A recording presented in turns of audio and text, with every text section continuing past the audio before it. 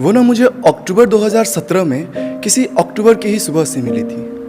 अक्टूबर की सुबह कैसी शुष्क और सुकूनप्रद होती है, उसका होना भी कुछ ऐसा ही था। सितंबर की बारिश से अवसादित मैं ना चिड़चिड़ा सा हो चुका था। तुम मेरा सुकून थी। अगर मैं कोई काव्य हूं ना तो तुम उसका प्रसंग हो, भावार्थ हो।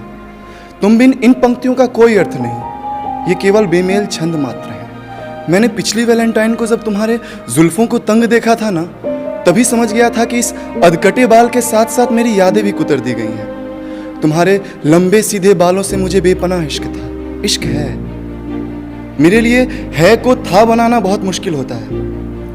कमर को छूते हुए तुम्हारे बाल जब तुम्हारे कांधे को छूने तक को शिद्दत कर रहे थे ना, तभी मैं समझ गया कि तुम्हारी आदतें अब मेरी पसंद से स्वतंत्र हो चुकी हैं। तुम बदल चुकी थी, और ऐसे जैसे चंद्रमा अपनी कलाएं बदलने के बाद अपनी पूर्व भंगिमा में कभी लौटेगी नहीं। ऐसे जैसे मांझी को इश्क हो जाए लहरों से और साहिल मौन होकर बाट जो रही है उसका। साहिल मौन होकर बाट जो रही है उसका।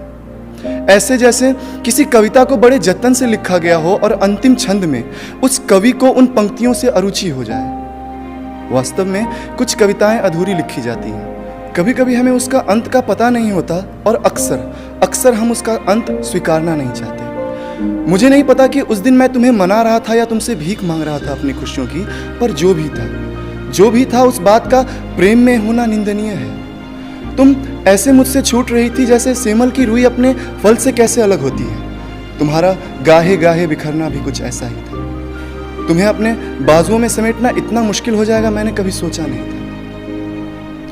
पता नहीं अपने कटे हुए लटों को तुम कैसे समेटती हो।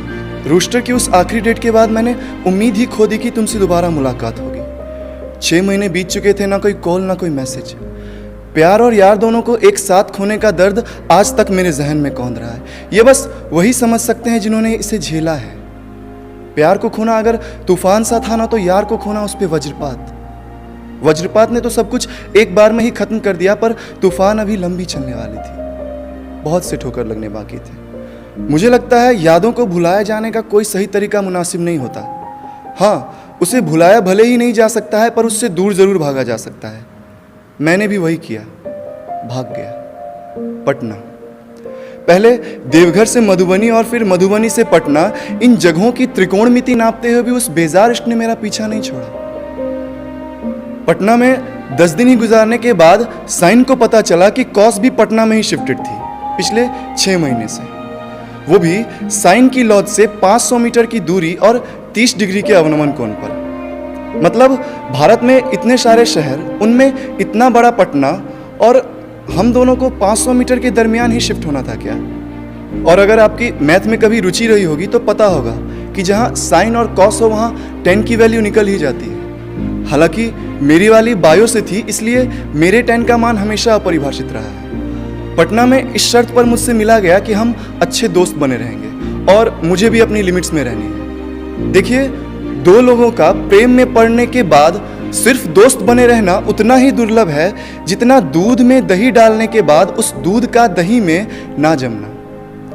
प्रेम नाम की दही जिन 2 लोगों के रिश्तों में पड़ गई ना, उनका सिर्फ दोस्त बने रहना असंभव है। ध्यान दीजिएगा, सच्चे प्रेम का ना कोई विलोम नहीं होता है, केवल पर्याय होते हैं, कुछ प्रत्यक्ष और कुछ परोक्ष ही सही, पर सहस्त्र स्वीकार था मुझे इसका प्रेम।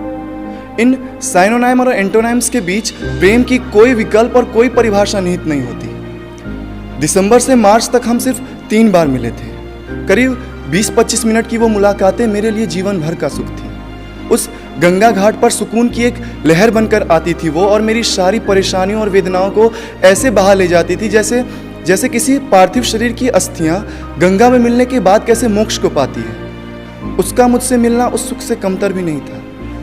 मुझे नहीं पता कि तुमसे वो दोस्ती भी क्यों नहीं निभाई गई, पर तुम्हारे हाथ की उस पालक पनीर, गाजर के हलवे और पेड़े ने अपनी जिम्मेदारियां बखूबी निभाई हैं। आज तक किसी और के हाथ का स्वाद चढ़ने ही नहीं दिया। ठीक ऐसे ही जैसे तुम्हारी यादों ने अब तक मुझे तुम्हारा बना के रखा है, किसी और का होने न दिया। तुम सबकी हुई। अमरबेल की लताओं सा तुम्हारा प्रेम और सूरजमुखी के त्याग सा मेरा व्यक्तित्व। अमरबेल की लताएं कैसे हर एक शाख से लिपट जाती है, उसकी हो जाती है, पर सूरजमुखी सूर्य की भंगिमा में ही खिलती है और उसी के साथ मुरझा जाती है। और अगर सूर्य ना निकले तो इंतज़ार में उसके सूख जाती है, सूरजमुखी कहलाती है। पर हाँ, तुम्हारे अलगाव की वजह की भले ही मैं इज्जत करता हूँ, पर मैं अब तुम्हारी अपनाइयत से नफरत करने लगा हूँ। तुम्हारी यादें अब चुभती हैं। उन यादों का आना ऐसा है ना, अब मानो जैसे कब्र को खोद दिया हो किसी ने और अधगली लाश महक रही है, अधगली लाश महक रही है। इस शेर के साथ मैं अपनी कहानी को विराम देना चाहूँगा कि क्या गम है कि तेरे संग जीने के ख्वाब में मैं 4 पहर भी सो ना सका। क्या गम है कि तेरे संग जीने के ख्वाब में मैं 4 पहर भी सो ना सका। ये मुब्तिला भी है कि एक उम्र खर्च दी है तुम पे, ये मुब्तिला भी है कि एक उम्र खर्च दी है तुम पे। पर जाना आज भी मैं तेरा हो ना सका, आज भी मैं तेरा हो ना सका।